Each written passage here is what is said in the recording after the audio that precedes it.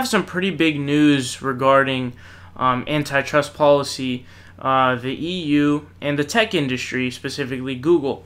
So Google has been fined a record $2.7 billion in a European Union, the EU's antitrust ruling. So here is what the New York Times says. They say Google suffered a major blow on Tuesday after European antitrust officials fined the search giant a record $2.7 billion for unfairly favoring some of its own services over those of rivals. The penalty of 2.4 billion euros highlights the aggressive stance that European officials have taken in regulating many of the world's largest technology companies, going significantly further than their American counterparts. By levying the fine against Google, more than double the previous largest penalty in this type of antitrust case, Margrethe Vestager, the European Union's antitrust chief, also laid claim to being the Western world's most active regulator of digital services, an industry still dominated by Silicon Valley. In Europe, companies must compete on the merits regardless if they are European or not, she said on Tuesday. What Google has done is illegal under EU antitrust rules.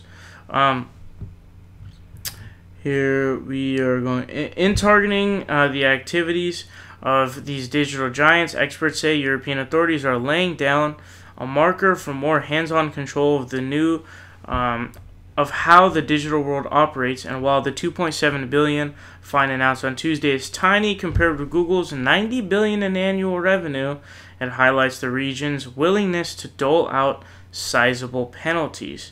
So what it looks like, and I was trying to get to that in the article, but it doesn't look like it's Analysts say such so-called vertical search products, also including those for restaurant and business reviews, represent a fast-growing percentage of Google's annual revenue.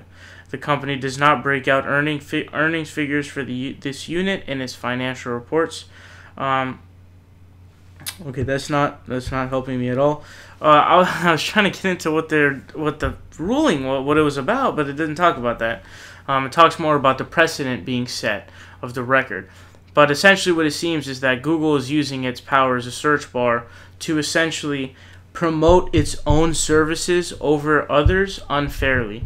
So I think that this is good in terms of antitrust cases, because it does help promote competition and make it more equal in terms of who can compete, because having these huge companies on the internet definitely doesn't help bring in terms of equality of opportunity, not exact equality, but equality of opportunity.